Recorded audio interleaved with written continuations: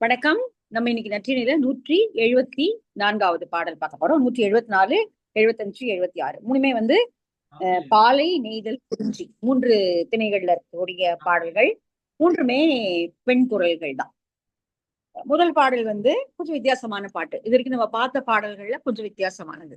காரணம் என்ன அப்படின்னா, நிறைய பாடல்கள்ல ஒரு உணர்ச்சி, காதல், அந்த காதலை பற்றிய ஏக்கம், பிரிவு, துன்பம், இந்த மாதிரியான அந்த மாதிரி உணர்வு பாடல்களா இருக்கும். சிலதுல உணர்வு இருக்கும். ஆனா அந்த அந்த காலத்தினுடைய வாழ்க்கை எப்படி இருந்திருக்கு, இந்த பெண்கள் எப்படி இருந்திருக்காங்க அப்படிங்கறத காட்டுற மாதிரியான சில பாடல்களும் அவ்வப்போது போகும். அந்த மாதிரியான ஒரு பாட்டு இது. இங்க தலைவன் பொருளீட்ட பிரிந்து போனவன் திரும்ப வந்துட்டான். திரும்ப அவளோடு இணைந்து இல்லறம் நடத்தி கொண்டிருக்கிறான். அவனோடய தான் இருக்கான், தலைவியோடய தான் இருக்கான். இப்போ ஆனாலும் தலைவி ஏதோ ஒரு சோகத்தில் மூழ்கியவளை போலவே இருக்கிறாள். அப்ப தோழி கேட்கிறா, அவன் தான் போனவன் வந்துட்டான், உன்னோடய தான் இருக்கான், ஏன் இன்னும் நீ முகத்தை அப்படி வச்சிட்டு இருக்க? ஏன் உனக்கு இன்னும் வருத்தமே போகாத மாதிரி, அதாவது பிரிந்து போன போது எப்படி வருத்தத்துல இருந்தாயோ அதே போல வருத்தத்தோடவே நீ இப்ப இருக்கிறாயே, முழுமையான மகிழ்ச்சி உன்னோட முகத்துல தெரியலையே அப்படிங்கிற மாதிரி ஒரு கேள்வி கேட்கிறான். அப்போ அவ சொல்றா, இருக்கான் தான், இல்லைன்னு சொல்லல, பாக்குறவங்களுக்கு அது அப்படித்தான் தெரியும். ஆனால் அப்படி முன்னாடி அவனுக்கு இல்லாத ஒரு பழக்கம் இப்ப அவனுக்கு இருக்கு. முன்னாடி அவன் பரத்தமையை நாடி போனவன் அல்ல, என்னுடைய இருந்தான், என்னை என்மேல் மட்டுமே அன்பு கொண்டவனாக இருந்தான். இப்போ வீழ்ந்து பட்ட கொள்கை உடையவனாக அவன் பரத்தையரிடம் நாடி செல்கிறான். எனக்குரியதாக இருந்த மார்பு என்பது இப்பொழுது அவர்களுக்கும் உரியதாக அவர்களை தழுவி விட்டு என்னை அவன் புல்கும் போது அதுல அன்பு இல்லை அப்படிங்கறத நான் புரிஞ்சுக்கிறேன். அன்போ காமமோ இல்லாத போது அப்படி ஒரு அணைப்புனால என்ன ஒரு மனசுக்கு மகிழ்ச்சி கிடைச்சிட முடியும். அதனால அது அப்படிதான். புரிஞ்சவங்களுக்கு தான் அது புரியும், புரியாதவங்க இப்படிதான் கேள்வி கேட்பாங்க அப்படின்ட்டு ஒரு தன்னுடைய மன வருத்தத்தை பதிவு செய்கிறாள். அதுதான் இந்த பாடல். ஒரு வித்தியாசமான, ஏன்னா வேற ஒண்ணும் பண்ண முடியாது. அவன் பரத்தமையை நாடாமல் தடுக்கக்கூடிய எந்த வழிமுறைகளும் அவங்க கிட்ட இல்ல, செய்யவும் முடியாது. அப்படி அவன் அப்படிதான் போவேன்னு சொல்லுவான். இவளுக்கு வேற போக்கடம் கிடையாது, இப்ப இப்படிதான் இருந்தாகணும். அதனால அந்த அட்லீஸ்ட் அது மனசுக்குள்ள மறைச்சிக்காம அது வெளியில பதிவு செய்யணும் அப்படிங்கிற ஒரு இதாவது இருக்கே அப்படின்னு சந்தோஷப்படலாம் நம்ம. சோ இதுதான் இந்த பாட்டு. கற்றை ஈந்தின் முற்றுக்குலை அன்ன ஆள் இல் அத்த தாளம் போந்தை கோளுடை நெடும் சினை ஆண் குரல் விழிப்பின் புலி எதிர் வழங்கும் வழி வழங்கு ஆரிடை சென்ற காதலர் இனிது முயங்கி பிரியாது ஒரு வழி உரையினும் பெரிதழிந்து உயங்கினை மடந்தை என்றீ தோழி அற்றும் ஆகும் அஃது அறியாதோர்க்கே வீழா கொள்கை வீழ்ந்த கொண்டி மல்லல் மார்பு மடுத்தனன் புல்லுமற்றெவனோ அன்பிலம் கடை. அன்பிலம் கடை, அன்பு இல்லாத போது புல்லுமற்றெவனோ, அன்பில்லாத போது அணைத்துக் கொண்டால் என்ன, அணைத்துக் கொள்ளலன்னா என்ன? அந்த அணைப்புல அன்பே இல்லையே, அன்போ காமமோ இல்லையே, இப்போ எப்படி நான் மகிழ்ச்சியோடு இருக்க முடியும் அப்படிங்கிறான். கற்றை ஈந்தின் முற்றுக்குலை அன்ன ஆளில் அத்த தாளம் போந்தை. ஈச்சங்குலைகளைப் போலவே பணங்குலைகளும் விளங்கக்கூடிய ஆள் நடமாட்டம் இல்லாத அந்த வழியில் அவன் சென்றான். இங்க பணங்குலை அப்படிங்கிறது அதனுடைய பண்பு வேறு, பயன் வேறு. இங்கே ஈச்சங்குலைங்கிறனுடைய பண்பும் பயனும் வேறு. ரெண்டும் ஒரே மாதிரி தெரியுது அவனுக்கு. அப்ப என்ன அர்த்தம்? பரத்தையும் என்னையும் ஒரே மாதிரிதான் பாக்குறான். அப்படி ஒண்ணு பெரிய வித்தியாசம் அங்க அன்பு குறைவாகவோ இது அப்படி இல்லை. அவனுக்கு ரெண்டும் ஒண்ணுதான். ரெண்டும் அவனுடைய உடலுக்கான ஒரு விஷயம், அவ்வளவுதான். சோ அதுதான் தான் எடுத்துக்கொள்ளக்கூடிய ஓமை பொருள்கள் அது சொல்றான். கற்றீந்தின் முற்றுக்குலை அன்ன ஆளில் அத்த தாளம் போந்தை. அந்த பனை மரத்து மேல இருந்து காய்களை குலையாக காய்களை கொண்டிருக்கூடிய பனை மரத்தின் மேல இருந்து ஒரு ஆண் பறவை தன்னுடைய இணையை அழைக்கிறது. கோளுடை நெடுஞ்சினை ஆண் குரல் விழிப்பின். அந்த நெடும் சினைகள், அந்த பனையினுடைய அந்த மரத்தினுடைய கீற்றுகள்ல உட்கார்ந்து ஒரு ஆண் பறவையை அழைக்கும் போது அதற்கு எதிர்குரலாக ஒரு பெண் பறவையினுடைய குரல் தானே வரணும். ஆனா இங்க புலி அதுக்கு எதிர்குரல் கொடுக்கிறதாம். புலி எதிர் வழங்கும் வழி வழங்கு ஆரிடை. காற்று வேகமாக வீசக்கூடிய அந்த இடத்துல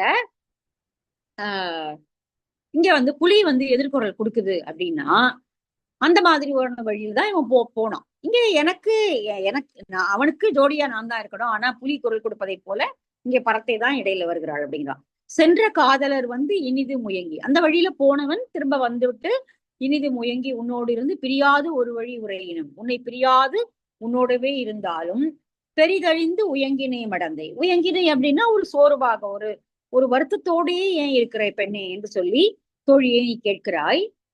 அஃது அற்றும் ஆகும் அஃது அறியாதோர்க்கே. பாக்குறவங்களுக்கு அப்படிதான் தெரியும். அது அறியாதவர்கள் இப்படிதான் கேள்வி கேட்பாங்க.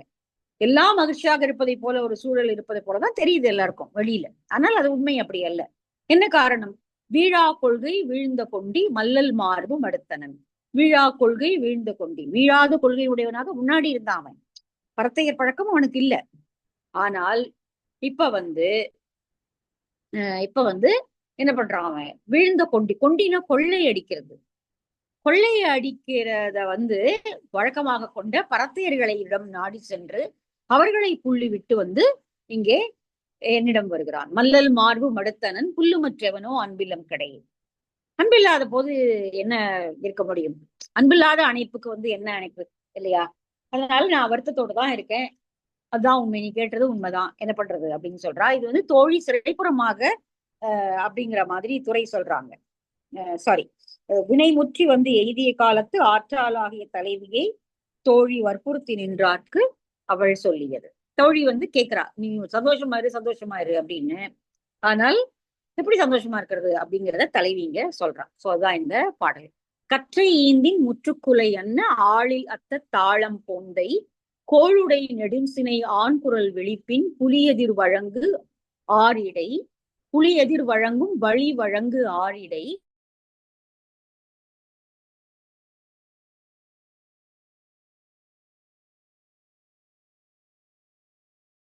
அஃது அறியாதோர்க்கே. வீழா கொள்கை வீழ்ந்த கொண்டி மல்லல் மார்பு மடுத்தனன் புல்லுமற்றவனோ அன்பிலம் கிடையே. இந்த கடைசி வரிதான் இதுல ஹைலைட் ஆனது. புல்லுமற்றவனோ அன்பிலம் கிடையே அப்படின்னு ஒரே வார்த்தையில சொல்லிட்டான். சரி, அடுத்த பாடல் நெய்தல். நெய்தல் திணையில தலைவன் களவில் சந்தித்துக் கொண்டே இருக்கிறான். 75 நெய்தல். நெய்தல் தோழி கூற்று. இங்க கடவுளையே சந்தித்து கொண்டிருக்கிறான். இப்ப அன்னைக்கு தெரிஞ்சு போச்சு. அன்னைக்கு அண்ணன் பாக்கல. அவ இவங்க ஒன்னா இருந்ததையோ காதலிப்பதையோ எல்லாம் அன்னைக்கு ஒண்ணும் தெரியாது. அதை பத்தி அவ வீட்டுல அவ பாட்டுக்கு வேலையை பார்த்துட்டு இருக்கா. ஆனால் இரவு நேரத்துல சேரி பெண்கள் சும்மா இருக்க மாட்டாம, பகலெல்லாம் அவங்களுக்கு வேலை இருக்கு. இரவு நேரத்துல உட்கார்ந்து கதை பேசும்போது இததான் பேசிக்கிறாங்க, இந்த அலறதான் பேசிக்கிறாங்க. இழிவான சொற்களை கொண்டு பேசும்போது அது அன்னை காதல விழுந்துரும் தானே. அவளை உட்கார்ந்து பேசுவா இல்ல. அப்போ அன்னை கடுமையாக தண்டிப்பதை போல பார்க்கிறாள் அல்லது நடந்து கொள்கிறாள். அதனால இனிமே ரொம்ப நாளைக்கு எங்களால இப்படி பகல் பொழுதுல உன்னை சந்திக்க முடியாது, நீ விரைந்து திருமணம் செய்து கொள் அப்படின்ற மாதிரி தோழி சிறைப்புறமாக சொல்லுகிறாள். அதாவது அன்னை கோச்சுக்கிறாள், இனிமே வர முடியாது அப்படின்னா என்ன அர்த்தம்? இனிமே வரணும்னா நீ கல்யாணம் பண்ணிக்கோ, அவ்வளவுதான். ஆனா அழகான ஒரு கடற்கரை காட்சி இந்த பாட்டு காட்டுது.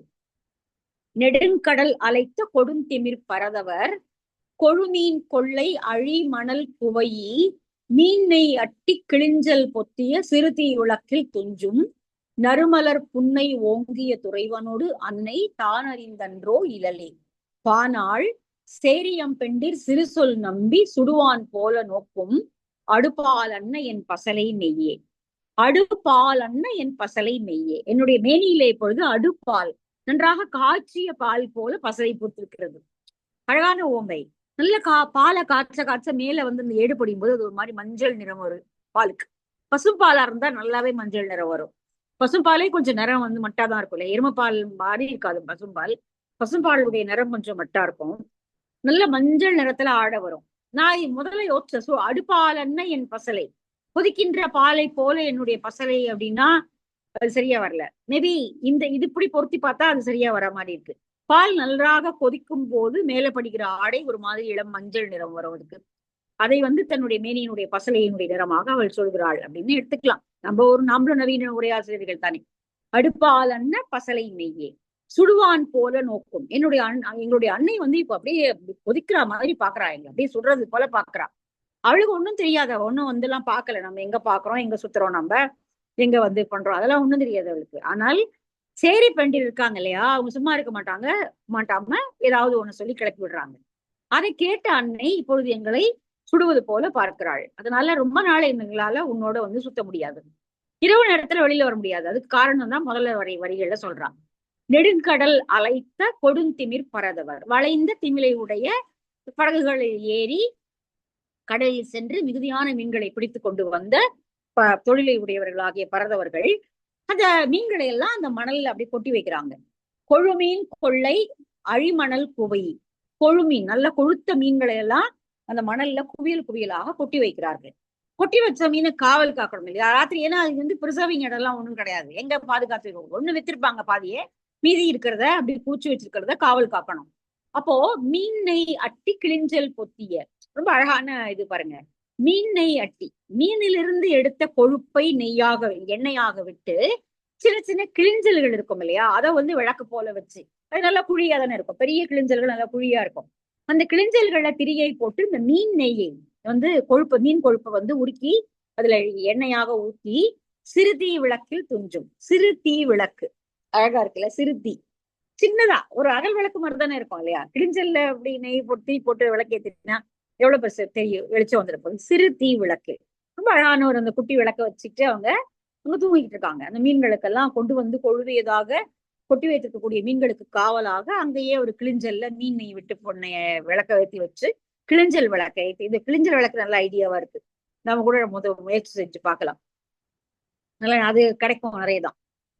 துஞ்சும் நறுமலர் புன்னை ஓங்கிய, இந்த பக்கம் மீன் நாற்றமா, இந்த பக்கம் நறுமலர் புன்னை, நன்றாக வாசனை வீசக்கூடிய புன்னை மரத்தடியில ஓங்கிய துறைவனோடு அன்னை தான் அறிந்தன்றோ இழலே.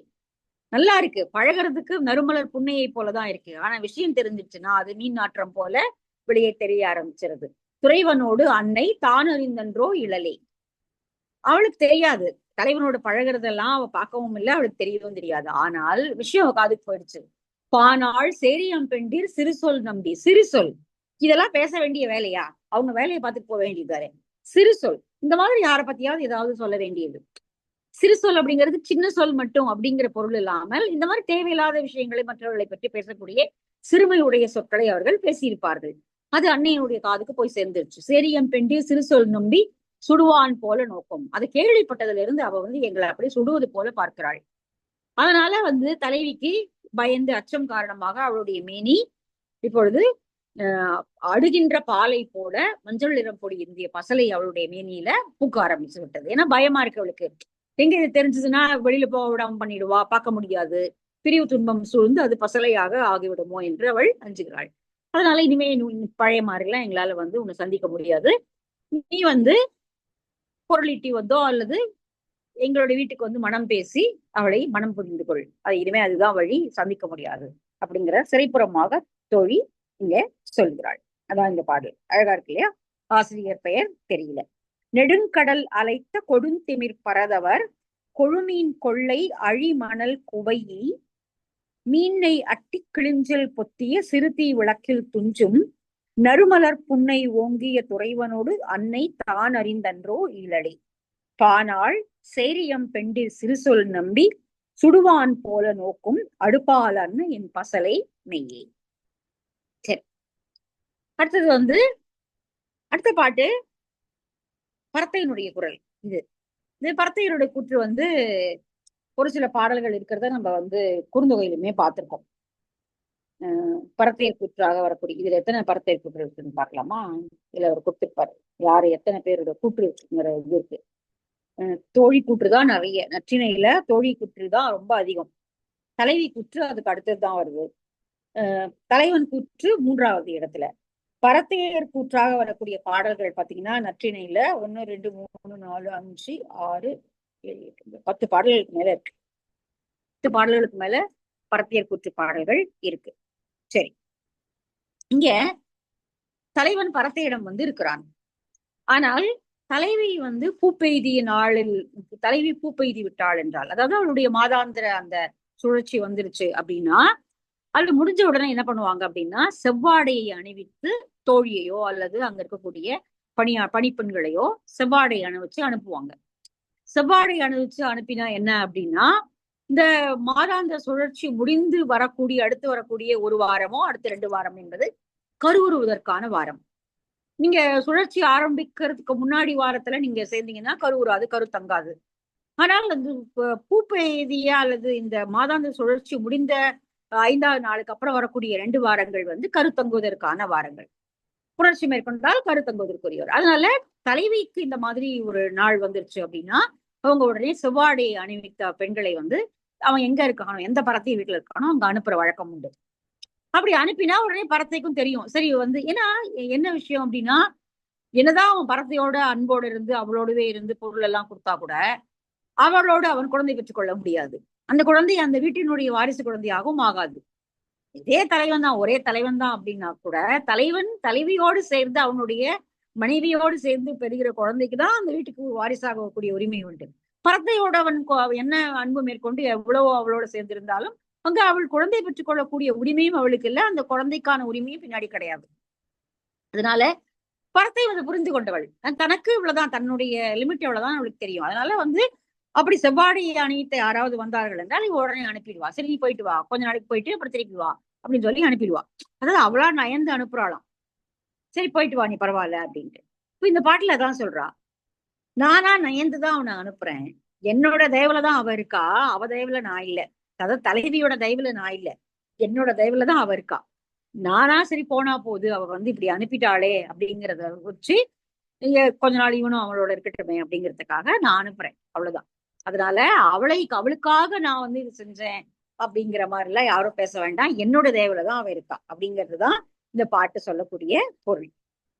எம் நயந்து உறைவி ஆயின் யாம் நயந்து நல்கினம் விட்டது என் நலத்தோன் அவ்வையின் சால்பின் அளித்தல் அறியாது அவற்கு அவள் காதலன் என்னுமோ உரைத்து சிந்தோழி நிறைத்த யானை முகத்து வரி கடுப்ப போது பொதி உடைந்த ஒன்செங் காந்தள் வாழையம் சிலம்பின் வம்புபட குவையி யாழ் ஓர்த்தன்ன இன்குரல் இனவண்டு அருவி முழவின் பாடோடு ஒராங்கு மென்மேல் இசைக்கும் சாரல் குன்றவேலி தம் உறைவின் உரை. முதல்ல வரக்கூடிய 4 வரிதான் அவன் சொல்ல வந்த செய்தி, மற்றதெல்லாம் உரை பற்றிய வர்ணனைகள். எம் நயந்து உறைவி, உறைவினா இங்க தலைவியை குறிப்பது. அவள் தான் என்னை நயந்து வாழ வேண்டியவள், நான் அவளை நம்பி ஒண்ணும் நயந்து வாழ வேண்டியவள் அல்ல. தலைவிக்காக பரிந்து அவதான் எனக்கு என் கீழே என்கிட்ட கேட்கணும், எனக்கு கொடுத்துரு அப்படின்னு கேட்கணும். நான் அவட்ட போய் கேட்க வேண்டியது என்ன, அவன் என்னோடயதான் இருக்கு, எப்பவுமே இருக்கான். எம் நயந்து உறைவி ஆயின் யாம் நயந்து நல்கிடம் விட்டது என் நலத்தோள் அவ்வையின். அவள் செய்தியை அனுப்புறாங்க, செய்தி அனுப்புறது இந்த பாட்டுல இல்ல, துறையில சொல்றாங்க. அதெல்லாம் அவளுடைய வகையில் நான் அனுப்பியது, நான் போனா போகுது அப்படின்னு நான் நயந்து கொடுத்த ஒரு கொடை அது, அவ்வளவுதான். சால்வின் அளித்தல் அறியாது அவட்கு அவள் காதலன் என்னுமோ உரைத்து சின் தோழி. தோழி அப்படின்னா இங்க பரத்தை தன்னுடைய, எப்படி தலைவி தன்னுடைய தோழியோடு சிறைப்புறமாக பேசுவாளோ, மறைமுகமாக பேசுவாளோ, அது போல இங்க பரத்தை தலைவியினுடைய வீட்டுக்கிட்ட போய் அங்க போய் தன்னுடைய தோழியையும் கூட்டிட்டு போய், பரத்தையினுடைய தோழினா இங்க விரலி. முன்னாடி ஒரு பாட்டுல பார்த்தோம் இல்லையா, விரலி ரொம்ப அழகான விரலி வந்திருக்கிறா, வாங்க நம்முடைய காதலர்களை நம்ம பாதுகாத்து வைத்துக் கொள்வோம் அப்படின்னு தோழி சொல்ற மாதிரி எழுகம்னு ஒரு பாட்டு வந்தது, ஒரு 4 பாட்டுக்கு முன்னாடி வந்தது. அது போல இங்க தன்னுடைய விரலியை கூட்டிட்டு போய் தலைவியினுடைய காதுபட இல்ல தலைவியினுடைய தோழி காதுபட இவ சொல்றான். என்னவோ அவங்களா கூட்டிக்கிற மாதிரி சொல்றாங்க, நான் நயந்து போய் தானே அவனை இங்க அனுப்பினேன், காதலன் என்னமோ அவட்கு அவள் காதலன் என்னும். நீயே சொல்லு, அவனாவா போனா, அவ கூப்பிடுறா பரவாயில்ல போயிட்டு வான்னு நான் சொன்னேன், அதனால அவங்க கிளம்பி போனோம், அவ்வளவுதான். சோ அதனால நான் தான் அவளுக்கு, நான் தான் பிச்சை போட்டதுன்னு சொல்லல, அவ்வளவுதான். அவ என்னுடைய தயவனாலதான் அவ இருக்கா, அவளை நம்பி நான் இல்லை. அதனால இப்படிப்பட்ட ஊரை சேர்ந்த தலைவன் அப்படிங்கறத அடுத்த வர வரிகள்ல சொல்றான். எப்படிப்பட்ட ஊர் அப்படிங்கிறதுதான் அடுத்தது வர்றது. அதாவது எப்படின்னா, யானையினுடைய முகத்து கோடுகளை போல, நிறைத்திருக்கும் யானையின் முகத்தில் உள்ள கோடுகளை போல பொதிந்திருக்கக்கூடிய, மொட்டா இருக்கக்கூடிய எல்லா மலர்களும் மலர்ந்து விட்ட செங்காந்தள் மலர்கள். செங்காந்தள் மலர்களுடைய அந்த வரிகள் யானையினுடைய முகத்தில் இருக்கக்கூடிய வரிகளை போல இருக்கிறது. அப்படிப்பட்ட செங்காந்தல்கள் மலர்ந்திருக்கக்கூடிய, வாழைகளும் மலர்ந்திருக்கக்கூடிய அந்த இடத்துல யாழோசை கேட்டதை போல இனிமையாக வண்டுகள் ஒலிக்கின்றன. கூடவே முழவு அதிர்வதை போல அருவியினுடைய ஓசையும் கேட்கிறது. அந்த ஊரில் உள்ளவர்கள் இப்படிப்பட்ட ஊரை சேர்ந்தவர்கள், அவ்வளவுதான். அந்த ஊரை பற்றிய வர்ணனை அது, அவ்வளவுதான். போது பொதி உடைந்த ஒன்செங்காந்தள் வாழையம் சிலம்பின் வம்புபட குவையி யாழ்வோர்த்தன்ன இன்குரல் இனவண்டு அருவி முழவின் பாடோடு ஓராங்கு மென்மேல இசைக்கும் சாரல் குன்றவேலி தம் குறைவின் உரை. அந்த ஊரில் இருப்பவர்கள் இப்படி பேசிக் கொள்கிறார்களாமே, அதெல்லாம் ஒண்ணும் இல்ல, நான் தான் எந்த அவனை அனுப்பி இருக்கிறேன், அவனா போல தலைவி மேல உள்ள பட்சாபதாபத்தினால நான் தானே அனுப்பினேன், உனக்கு தெரியாதா அப்படின்னு சொல்லி தன்னுடைய தோழி ஆகிய விரலியை கூட்டிக் கொண்டு போய் தலைவியும் தோழியும் காதுபட இவள் பேசிவிட்டு வருகிறாள், பரத்தை பேசிவிட்டு வருகிறாள். சோ அப்போ இப்ப முன்னாடி நம்ம பாட்டுல பார்த்த மாதிரிதான், இப்ப கூடுமான வரைக்கும் அவர்கள் தன்னுடைய இல்லற கடமைக்கான சில நேரங்களை தவிர மற்ற நேரங்கள்ல அவர்கள் இப்படி பரத்தையரோடு தான் இருந்திருக்கிறார்கள் அப்படிங்கிறது நமக்கு தெரிய வருது. சரி, பாட்டை திரும்ப ஒரு தடவை பார்த்துருவோம்.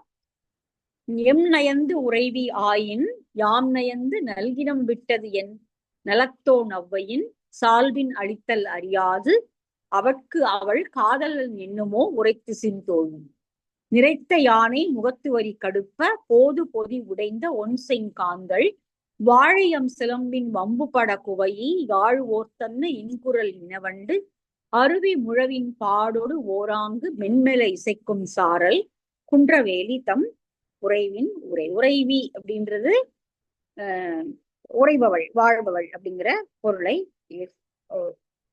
தரக்கூடிய ஒன்று. அவ்வளவுதான். சோ இந்த 3 பாட்டோட நம்ம இன்னைக்கு முடிச்சுப்போம். மீதி பாட்டை அடுத்த வகுப்புல பார்க்கலாம். பாய்.